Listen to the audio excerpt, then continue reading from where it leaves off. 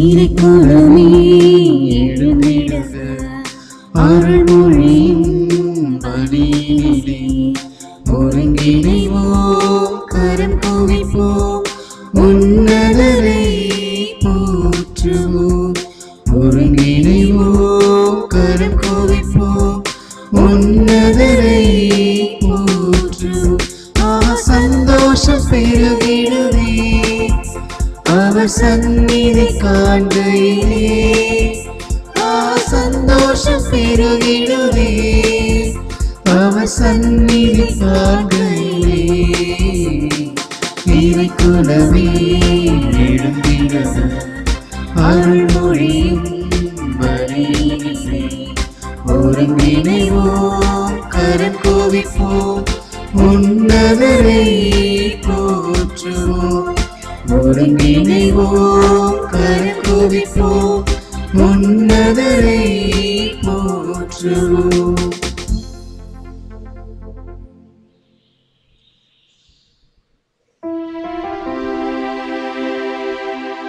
தந்தை மகன் தூயாவியாரின் பெயரால்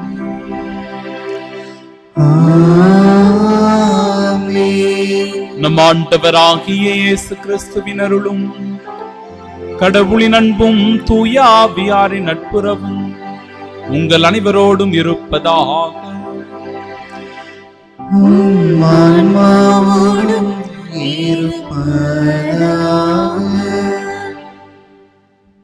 ஆண்டவர் கூறுகிறார், நம் துன்பங்களின் எண்ணங்களை அல்ல, அமைதியின் எண்ணங்களை எண்ணுகிறேன். நீங்கள் என்னை நோக்கி மன்றாடுவீர்கள், நான் உங்களுக்கு செவி கொடுப்பேன். எல்லா இடங்களினின்றும் உங்களது அடிமைத்தனத்திலிருந்து உங்களை மீண்டும் அழைத்து வருவேன். சகோதர சகோதரிகளே, தூய மறை நிகழ்வுகளை கொண்டாட நாம் தகுதி பெறும் பொருட்டு நம் பாவங்களை ஏற்றுக்கொள்வோம். எல்லாம் வல்ல இறைவனிடமும் சகோதர சகோதரிகளே உங்களிடமும் நான் பாவியனை ஏற்றுக்கொள்கின்றேன். ஏனெனில் என் சிந்தனையாலும் சொல்லாலும் செயலாலும் கடமையில் தவறியதாலும் பாவங்கள் பல செய்தேன். என் பாவமே, என் பாவமே, என் பெரும் பாவமே. ஆகையால் எப்போதும் கன்னியான புனித மரியாவையும் வானதூதர் புனிதர் அனைவரையும் சகோதர சகோதரிகளே உங்களையும் நாம் இறைவனாகிய ஆண்டவரிடம் எனக்காக வேண்டிக் கொள்ள மன்றாடுகிறேன். எல்லாம் வல்ல இறைவன் நம்மீது இரக்கம் வைத்து நம் பாவங்களை மன்னித்து நமக்கு நிலை வாழ்வை அருள்வாராக. ஆமென்.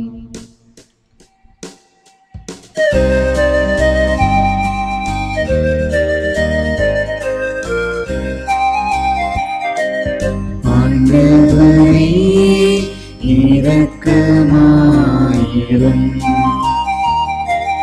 ஆண்டவரே இரக்கமாயிரும், கிறிஸ்துவே இரக்கமாயிரும், கிறிஸ்துவே இரக்கமாயிரும், ஆண்டவரே இரக்கமாயிரும், ஆண்டவரே இரக்கமாயிரும்.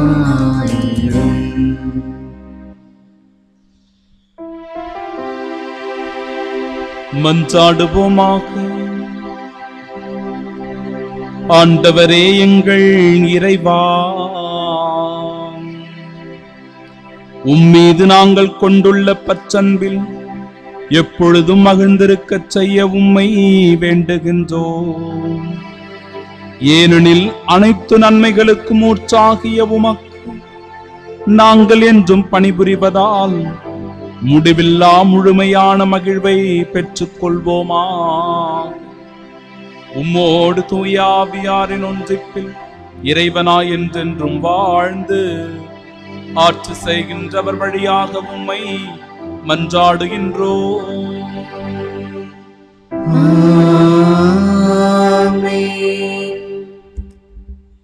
முதல் வாசகம். மக்களை கடவுளுக்கென்று விலை கொடுத்து மீட்டு கொண்டீர். திருத்துதர் யோவான் எழுதிய திருவெளிப்பாட்டிலிருந்து வாசகம்.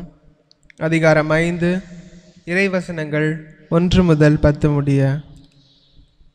சகோதரர் சகோதரிகளே, அரியணையில் வீற்றிருந்தவரது வலக்கையில் ஒரு சுருளேட்டை கண்டேன்.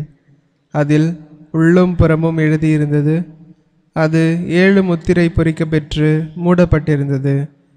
முத்திரைகளை உடைத்து ஏட்டை பிரிக்க தகுதி பெற்றவர் யார் என்று வலிமை மிக்க வானதூதர் ஒருவர் உரத்த குரலில் முழங்க கண்டேன். நூலை திறந்து படிக்க விண்ணுலகிலோ மண்ணுலகிலோ கீழுலகிலோ இருந்த எவராலும் இயலவில்லை.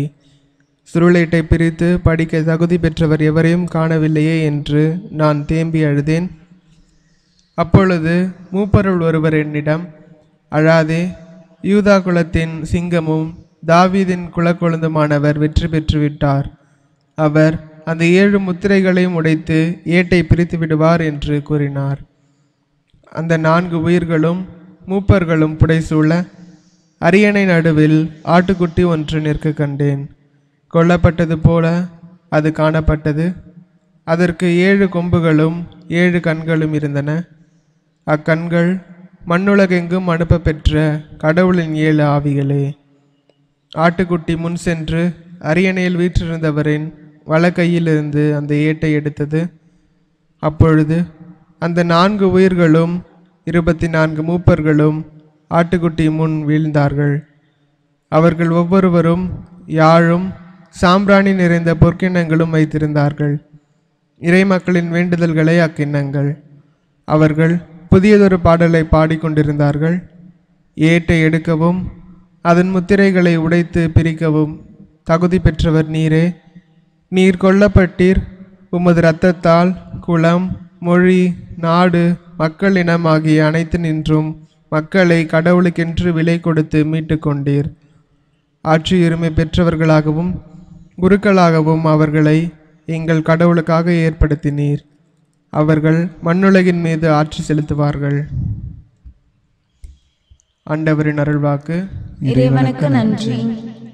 பதிலுரை பாடல் பல்லவி. ஆட்சியுரிமை பெற்ற குருக்களாய் கடவுளுக்காக ஏற்படுத்தினீர். ஆட்சியுரிமை பெற்ற குருக்களாய் கடவுளுக்காக ஏற்படுத்தினீர். ஆண்டவருக்கு புதியதோர் பாடலை பாடுங்கள். அவருடைய அன்பர் சபையில் அவரது புகழை பாடுங்கள்.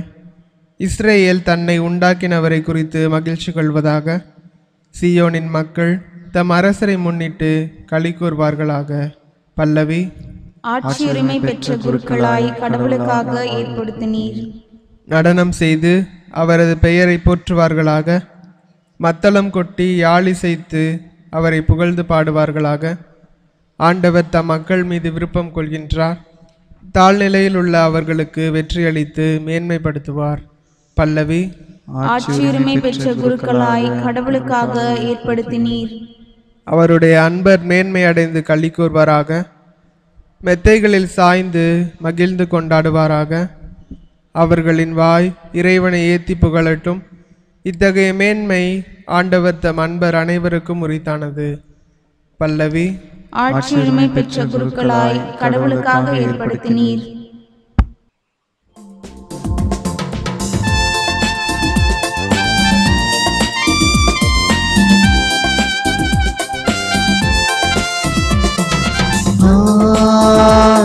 Hallelujah,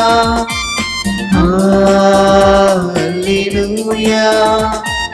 Hallelujah, Hallelujah,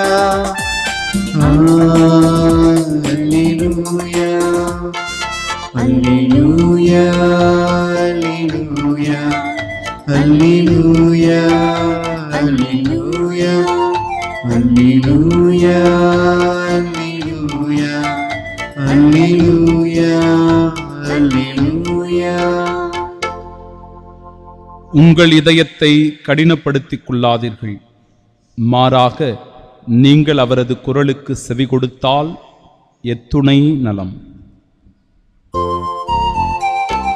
Hallelujah, Hallelujah, Hallelujah, Hallelujah.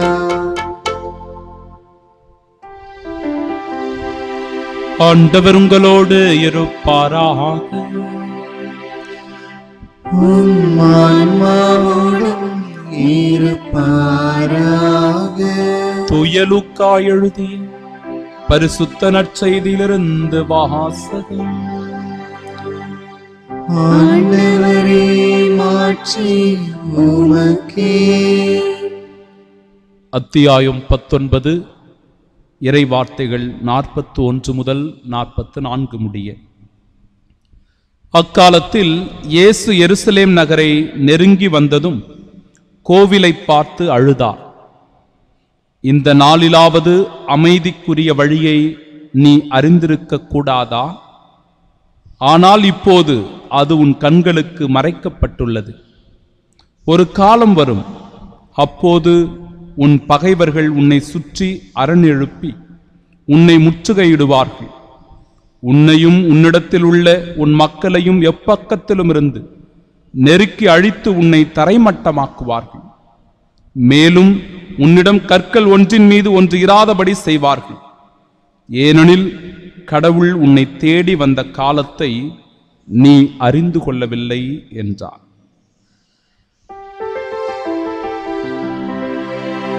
ஆண்டவரின் அருள்வாக்கு. கிறிஸ்துவே உமக்கு புகழ்.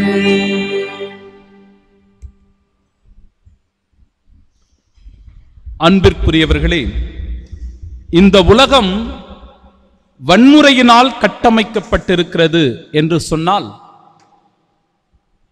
அதில் ஐயம் ஒன்றும் இல்லை. அமைதியை சீர்குலைக்கின்ற காரணிகள் இன்றைக்கு அதிகமாக இருக்கிறது. நாடுகளுக்கிடையே போர், இனப்போர்கள் நடந்து கொண்டிருக்கிறது, மொழி போர்கள் நடக்கிறது, சாதி சண்டைகள் நடக்கிறது. இவை எல்லாமே மனிதனுடைய அமைதியை சீர்குலைக்கின்றனவாக இருக்கின்றன. புற அமைதியை இது சீர்குலைக்கிறது. நாம் வாழுகிற அந்த சிறிய சமூகத்தில் அல்லது ஒரு ஊரில் எப்பொழுது பார்த்தாலும் சண்டை சச்சரவுகள் இருந்து கொண்டிருக்கிறது, அல்லது ஜாதி பிரச்சனைகள் இருக்கிறது, மொழி பிரச்சனைகள் இருக்கிறது என்றால் நம்மால் நிம்மதியாக வாழ முடியுமா? நம்முடைய மனம் அமைதி பெறுமா? அன்பிற்குரியவர்களே, சற்று சிந்தித்து பார்க்க வேண்டும். இது புற அமைதியை இழக்கின்ற தருணம். அவ்வாறே அக அமைதியை இழக்கின்ற தருணங்களும் உண்டு. மன அழுத்தமாக இருக்கும்போது, மனமானது நெருக்கடியில் இருக்கும்போது, மனதிற்குள் ஏதாவது போராட்டங்கள் சூழ்ந்திருக்கும் போது, நம்முடைய மனம் சரியான முடிவை எடுக்க முடியாமல் ஒரு குழப்பத்தில் தத்தளித்துக் கொண்டிருக்கும் போது நாம் மன அமைதி இழந்து கிடக்கிறோம். பாருங்கள், கோடீஸ்வரி என்று பெயர் வைத்திருப்பார்கள். ஆனால் அவர்களுடைய குடும்பமோ அல்லது அவர்களுடைய வாழ்வோ வறுமையிலும் ஏழ்மையிலும் இருக்கும். இயேசு என்று பெயர் வைத்திருப்பார்கள், கோவிலுக்கே வரமாட்டார்கள். மரியாள் என்று பெயர் வைத்திருப்பார்கள், தாழ்ச்சியோ பொறுமையோ ஒருபோதும் அவர்களுக்கு இருக்காது. ஏன் இதை சொல்லுகிறேன் என்றால், இன்றைக்கு ஆண்டவர் இயேசு கிறிஸ்து எருசலேமை பார்த்து அழுகிறார். ஆண்டவர் இயேசு 2 இடங்களில் கண்ணீர் விட்டு அழுததாக விவிலியம் எடுத்து கூறுகிறது. ஒன்று இந்த எருசலேம் நகரத்தை பார்த்து, மற்றொன்று லாசர் இறந்தபோது. என் அன்பிற்குரியவர்களே, அது அன்பின் அடையாளம். லாசர் இறந்தபோது ஆண்டவர் இயேசு கிறிஸ்து கண்ணீர் விட்டு அழுதாரே, அது அன்பின் அடையாளம்.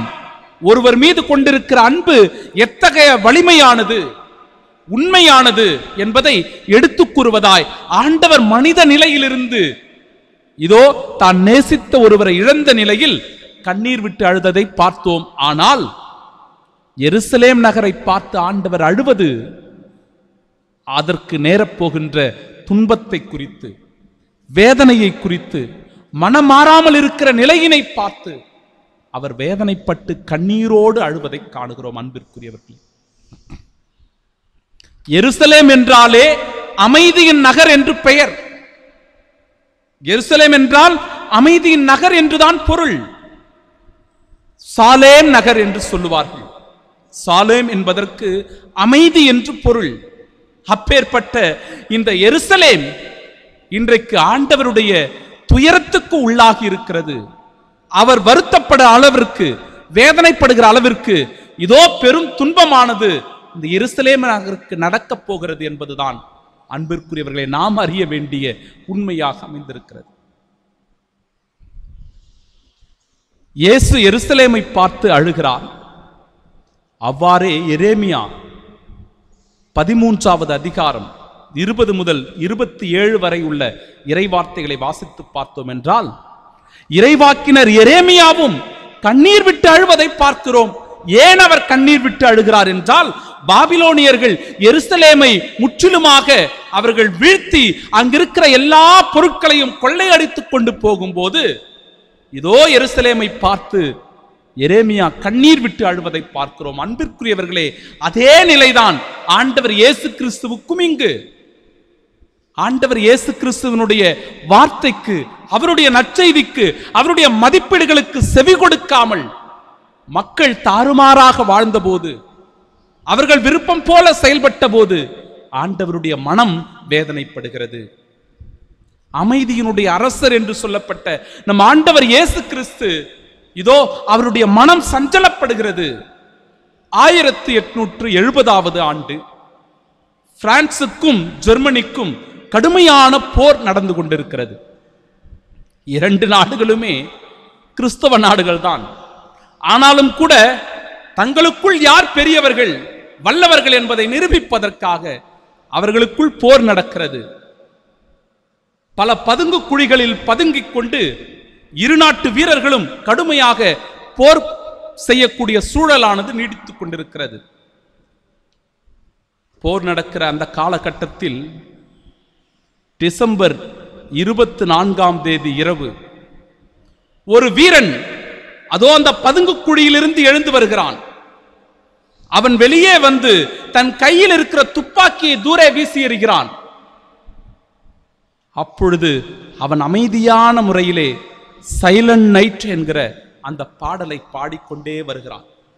டிசம்பர் 24ஆம் தேதி இரவு 12 மணிக்கு இது நடந்து கொண்டிருக்கிற வேளையில், அன்பிற்குரியவர்களே, பதுங்கிக் கொண்டிருக்கிறவர்கள் எல்லாம் நினைக்கிறார்கள் அவ்வளவுதான், இந்த வீரன் கொடுமையாக சாகப் போகிறான், அவனுக்கு எல்லாம் முடிந்து விட்டது, இதோ இந்த பிரெஞ்சு வீரன் இதோடு அவனுடைய சரித்திரம் முடிந்து போகிறது என்று அவர்கள் நினைத்துக் கொண்டிருக்கிற தருணத்தில் பதுங்கு குழியிலிருந்து ஒவ்வொருவராக எழுந்து வருகிறார்கள்.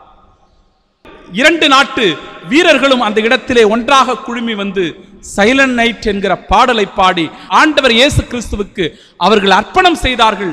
அந்த இடத்திலே போர் மூளக்கூடிய சூழல் இருந்த போது அது முற்றிலுமாக மாற்றப்பட்டு அமைதியின் சூழலாக வந்தது. எனவேதான் அன்பிற்குரியவர்கள், ஆண்டவர் இயேசு கிறிஸ்து அமைதியின் அரசர். அவர் எந்த நேரத்திலும் எதையும் மாற்றக்கூடிய வல்லமை பெற்றவர் என்பதை அழகாகவே எடுத்துக் கூறுகிறது இந்த நிகழ்வு. இந்த உலகத்திலே நாம் எப்பொழுதும் இறைவனுக்கு உரியவர்களாக நாம் வாழ்ந்து கொண்டிருக்கிறோம் என்பதை நம்முடைய வாழ்வினால் எடுத்துக் கூற முடியும். நாம் எவ்வளவு அமைதியை அனுபவிக்கிறோம் என்பதை நம்முடைய செயல்பாடுகளின் வழியாக எடுத்துக் கூறும்போதுதான் ஆண்டவர் இயேசு கிறிஸ்து இந்த உலகிற்கு அமைதியை ஏற்படுத்த வந்தார். எனவே அவரை ஏற்றுக்கொண்ட ஒவ்வொருவரும் அமைதியை இந்த உலகத்திலே அவர்கள் பரவிக்கொண்டிருக்கிறார்கள், பரப்பிக் கொண்டிருக்கிறார்கள் என்கிற உண்மை இந்த உலகத்திற்கு புரியும்.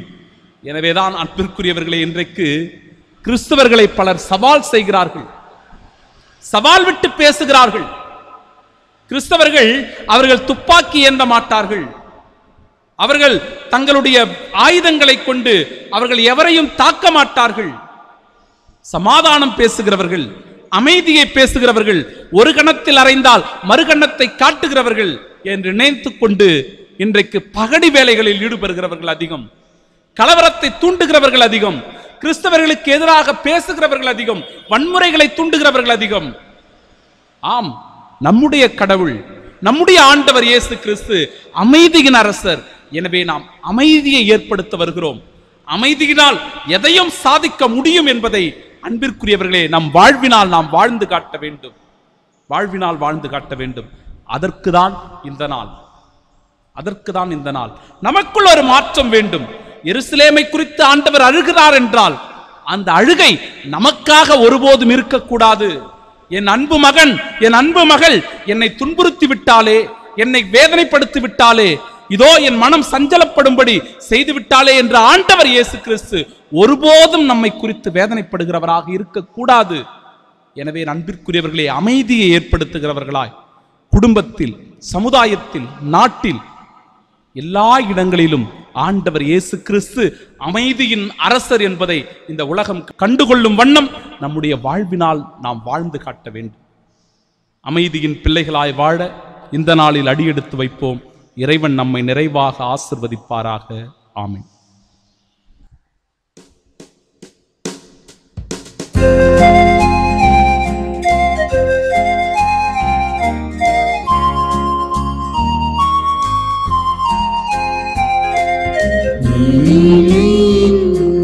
காணிக்கையாக தருகின்றேன் தெய்வமே, ஏற்றுக்கொள்ளுமே, ஏற்றுக்கொள்ளுமே.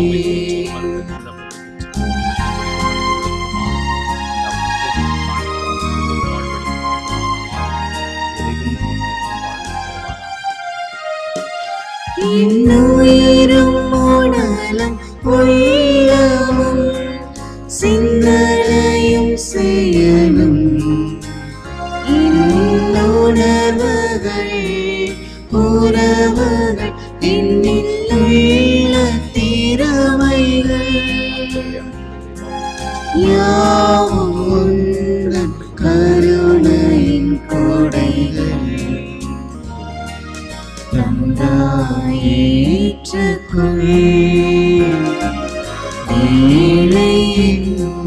காணிக்கையாக தருகின்றேன் தெய்வமே,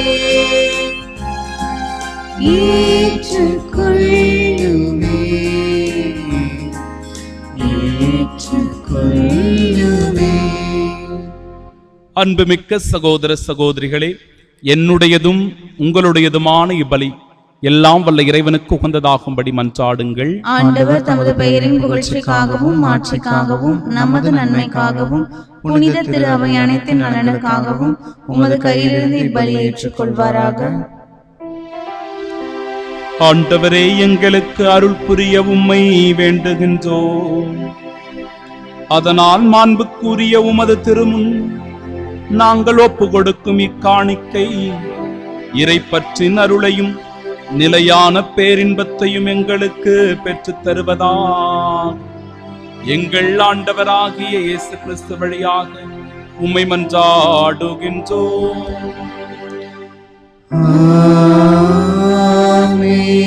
ஆண்டவர் உங்களோடு இருப்பாராக.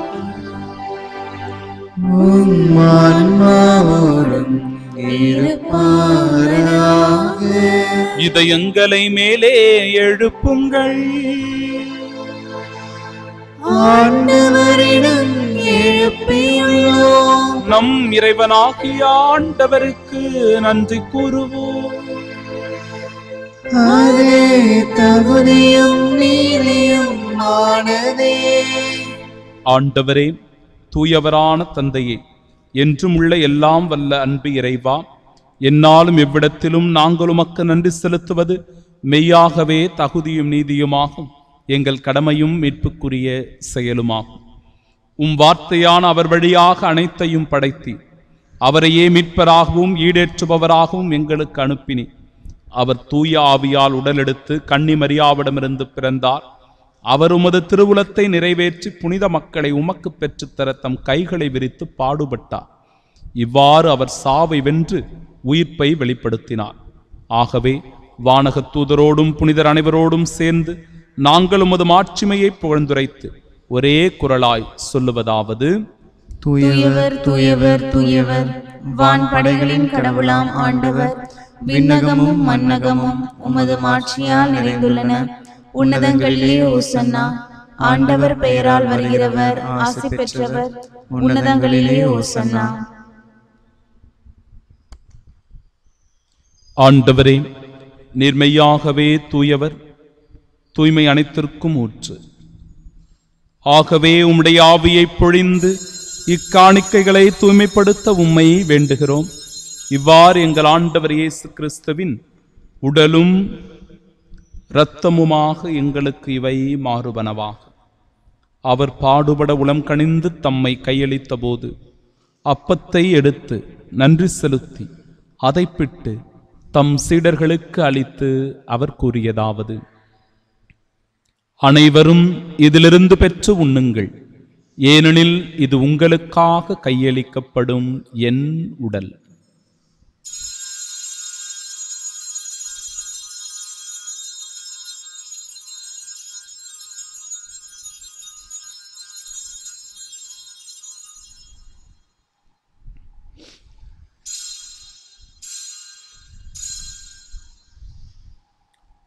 அவ்வண்ணமே இரவு விருந்தை அருந்திய பின் கிண்ணத்தையும் எடுத்து மீண்டும் உமக்கு நன்றி கூறி தம் சீடர்களுக்கு அளித்தவர் கூறியதாவது: அனைவரும் இதிலிருந்து பெற்று பருகுங்கள், ஏனெனில் இது புதிய நிலையான உடன்படிக்கைக்கு உரிய என் இரத்தத்தின் கிண்ணம். இது பாவ மன்னிப்பிற்கென்று உங்களுக்காகவும் பலருக்காகவும் சிந்தப்படும். இதை என் நினைவாக செய்யுங்கள்.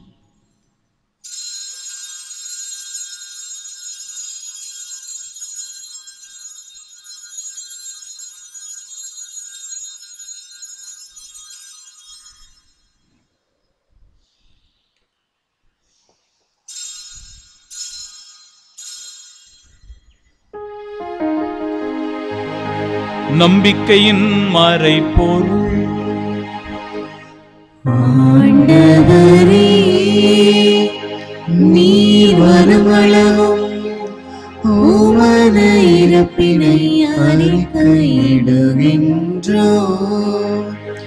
உமது உயிர்ப்பினையும் எடுத்துரைக்கின்றோம். ஆகவே ஆண்டவரே, நாங்கள் கிறிஸ்துவின் இறப்பினையும் உயிர்ப்பினையும் நினைவு கூர்ந்து வாழ்வு தரும் அப்பத்தையும் எங்கள் வாழ்விற்கு மீட்பினை அளிக்கும் இக்கிண்ணத்தையும் ஒப்பு கொடுக்கிறோம். திருமுனின்று முக்கூழியம் புரிய தகுந்தவர்களாக எங்களை ஏற்றுக்கொண்டீர். எனவே உமக்கு நன்றி செலுத்துகிறோம். மேலும் கிறிஸ்துவின் உடலிலும் இரத்தத்திலும் பங்கு கொள்ளும் எங்களை தூய ஆவியார் ஒன்று சேர்க்க வேண்டுமென உம்மை தாழ்மையுடன் மன்றாடுகிறோம். ஆண்டவரே, உலகெங்கும் பரவியிருக்கும் அது திரு அவையை நினைவு கூர்ந்தருளும். எங்கள் திருத்தந்தை பிரான்சிஸ், எங்கள் பேராயர் ஜார்ஜ் அந்தோணிசாமி, எல்லா திருநிலையினராகிய அனைவரோடும் அது திரு அவை அன்பில் நிறைவு பெறச் செய்தருளும். தந்தையே, உயிர்த்தெழும் எதிர்நோக்குடன் துயில் கொள்ளும் எங்கள் சகோதர சகோதரிகளையும் இறந்தோர் அனைவரையும் இரக்கத்துடன் நினைவு கூர்ந்தும் அது திருமுக ஒளியை நேற்றருளும். எங்கள் அனைவர் மீதும் இரக்கமாயிரும். கடவுளின் கன்னித்தாயான தூய மரியா, அவருடைய அன்பு கணவரான புனித யோசேப்பு, புனித திரு தூதர்கள், இவ்வுலகிலும் உகந்தவர்களாய் இருந்தோர் ஆகிய புனிதர் அனைவருடனும் நாங்கள் நிலை வாழ்வில் பங்கு கொள்ளும் தகுதி பெற்றும் திருமகன் இயேசு கிறிஸ்து வழியாக உம்மை புகழ்ந்தேத்து மரமருள உம்மை மன்றாடுகின்றோம்.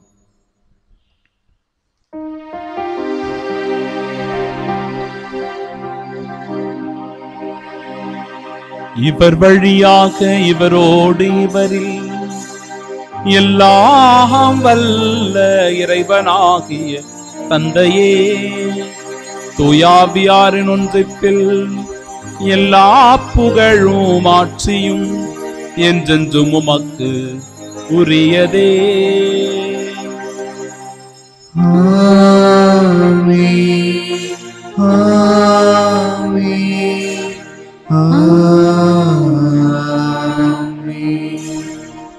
மீட்பரின் கட்டளையால் கற்பிக்கப்பட்டு இறைப்படிப்பினையால் பயிற்சி பெற்ற நாம் இணைந்து ஜெபிப்போமாக. விண்ணுலகில் இருக்கிற எங்கள் தந்தையே, உமது பெயர் தூயதென போற்ற பெறுக, உமது ஆட்சி வருக, உமது திருவுளம் விண்ணுலகில் நிறைவேறுவது போல மண்ணுலகிலும் நிறைவேறுக. எங்கள் அன்றாட உணவை இன்று எங்களுக்கு தாரும். எங்களுக்கு எதிராக குற்றம் செய்வோரை நாங்கள் மன்னிப்பது போல எங்கள் குற்றங்களை மன்னியும். எங்களை சோதனைக்கு உட்படுத்தாதேயும், தீமையிலிருந்து எங்களை விடுவித்தருளும். ஆண்டவரே, தீமை அனைத்திலும் இருந்தும் எங்களை விடுவித்து எங்கள் வாழ்நாளில் அமைதியை கனிவுடன் அருளும் மன்றாடுகிறோம். முதரக்கத்தின் உதவியால் நாங்கள் பாவத்திலிருந்து எப்பொழுதும் விடுதலை பெற்று யாதொரு கலக்கமுமின்றி நலமோடு வாழ்வோமாக. நாங்கள் எதிர்நோக்கியிருக்கும் பேரின்பத்திற்காகவும் எம் மீட்பராக இயேசு கிறிஸ்துவின் வருகைக்காகவும் காத்திருக்கின்றோம். ஏனெனில் ஆட்சியும் வல்லமையும் மாட்சியும் என்றென்றும் உமதே. ஆண்டவரே இயேசு கிறிஸ்துவே, அமைதியை உங்களுக்கு விட்டுச் செல்கிறேன், என் அமைதியையே உங்களுக்கு அளிக்கிறேன் என்றும் திருத்தூதர்களுக்கு மொழிந்தீரே. எங்கள் பாவங்களை பாராமல் உமது திரு அவையின் நம்பிக்கையை கண்ணோக்கி உமது திருவுளத்திற்கேற்ப அதற்கு அமைதியும் ஒற்றுமையும் அளித்தருள்வீராக. என்றென்றும் வாழ்ந்து ஆட்சி செய்கின்றவர் நீரே. ஆமென். ஆண்டவருடைய அமைதி உங்கள் அனைவரோடும் என்றும் இருப்பதாக.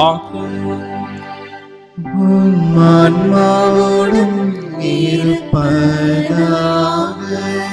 நம் ஆண்டவர் இயேசு கிறிஸ்து தருகிற அமைதியை ஒருவர் மற்றவரோடு பகிர்ந்து கொள்வோம். சமாதானம்.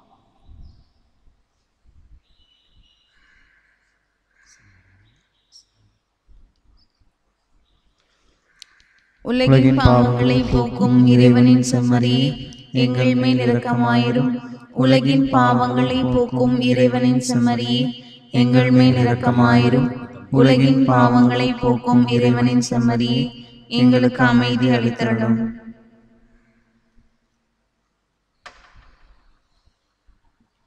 இதோ இறைவனின் செம்மறி, இதோ உலகின் பாவங்களை போக்குபவர். செம்மறியின் விருந்திற்கு அழைக்கப் பெற்ற நாம் பேறு பெற்றோர். ஆண்டவரே, நீர் நிலத்தில் எழுந்தருள நான் தகுதியற்றவள். ஆனால் ஒரு வார்த்தை மட்டும் சொல்லியருளும், எனது ஆன்மா நலமடையும். கிறிஸ்துவின் திருவுடலும் இரத்தமும் நம்மை காத்து நிலை வாழ்வை நமக்கு அருள்வதாக. ஆமென்.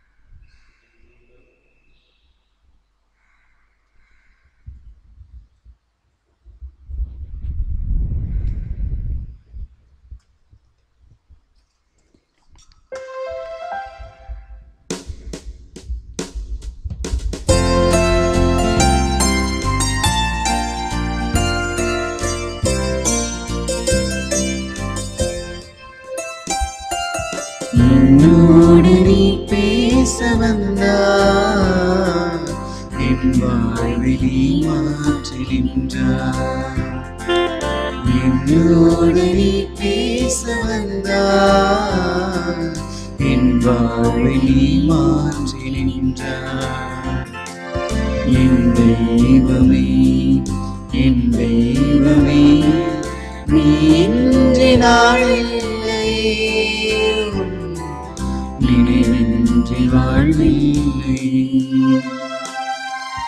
என்னோடு நீ பேச வந்தாய், என் வாழ்வை நீ மாற்றுகின்றாய். திருவிருந்துக்கு பின் ஜெபம். கிறிஸ்துவின் ஆன்மாவே, என்னை புனிதமாக்கும். கிறிஸ்துவின் திருவுடலே, என்னை மீட்டருளும். கிறிஸ்துவின் திரு ரத்தமே, எனக்கு எழுச்சியூட்டும். கிறிஸ்துவின் விழாவின் தண்ணீரே, என்னை கழுவிடுமே. கிறிஸ்துவின் பாடுகளே, என்னை தேற்றிடுமே. ஓ நல்ல இயேசுவே, எனக்கு செவிசாயும். உம் திருக்காயங்களுள் என்னை மறைத்தருளும். உம்மிடமிருந்து என்னை பிரிய விடாதேயும். தீய பகைவரிடமிருந்து என்னை காத்தருளும். எனது இறப்பின் வேளையில் என்னை அழைத்தருளும். உம்மிடம் வர எனக்கு கட்டளையிட்டருளும். புனிதர்களோடு எக்காலம் உம்மை புகழ செய்யும். ஆமென். உறுதியாக உங்களுக்கு சொல்லுகிறேன், நீங்கள் எவற்றையெல்லாம் கேட்பீர்களோ அவற்றை பெற்றுவிட்டீர்கள் என நம்புங்கள். கேட்டபடியே உங்களுக்கு நடக்கும் என்கிறார் ஆண்டவர். மன்றாடுவோமாக. ஆண்டவரே, உம் தூய மறை நிகழ்வுகளின் கொடைகளை பெற்றுக்கொண்ட நாங்கள் உம்மை பணிவுடன் வேண்டுகின்றோம். அதனால் தமது நினைவாக நாங்கள் செய்யுமாறு உம் திருமகன் கட்டளையிட்டவை எங்களை அன்பின் வளர்ச்சிக்கு இட்டுச் செல்வனவா. எங்கள் ஆண்டவராகிய இயேசு கிறிஸ்து வழியாக உம்மை மன்றாடுகின்றோம்.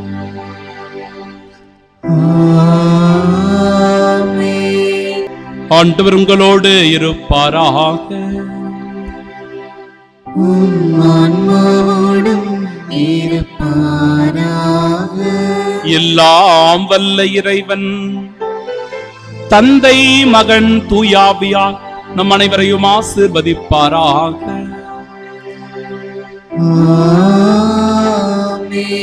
அமைதியின் தூதுவர்களாக வாழ சென்று வாழுவோம். வாழ்வின் பணி தொடரட்டும். இறைவனுக்கு நன்றி.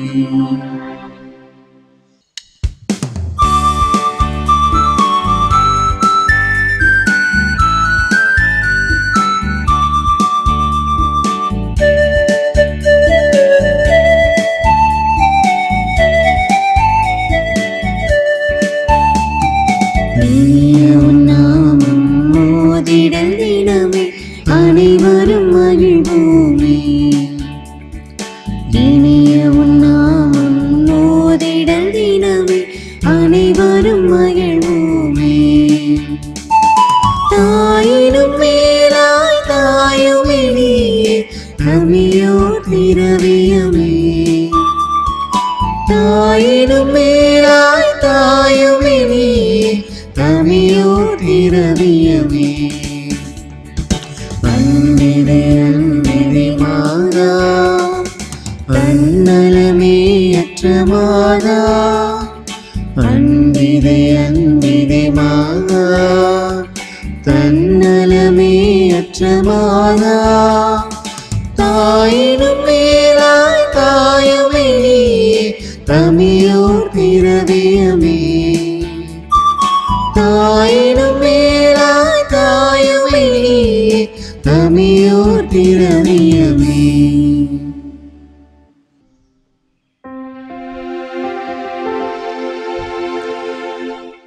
நித்திய ஸ்துதிக்குரிய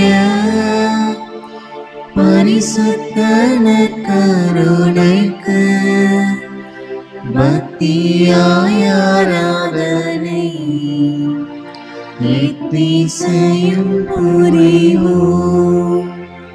இயேசுவின் மதுரமான திரு இருதயமே, எங்கள் சிநேகமாயிரும், மரியாளின் மாசற்ற எங்கள் இருதயமே, ரட்சணியமாயிரும், சகல புனிதர்களே, எங்களுக்காக வேண்டிக் கொள்ளுங்கள். இரக்கத்தின் ஆண்டவரே, எங்கள் மேல் இரக்கமாயிரும், நற்கருணையின் ஆதரே, எங்களோடு தங்கும் ஆண்டவரே, அச்சிஷ்ட சிலுவை அடையாளத்தினாலே எங்கள் சத்துருக்களமிருந்து எங்களை ரட்சித்துக் கொள்ளும். எங்கள் சர்வேஸ்வரா, பிதா சுதன் பரிசுத்த ஆவியின் பெயராலே ஆமென்.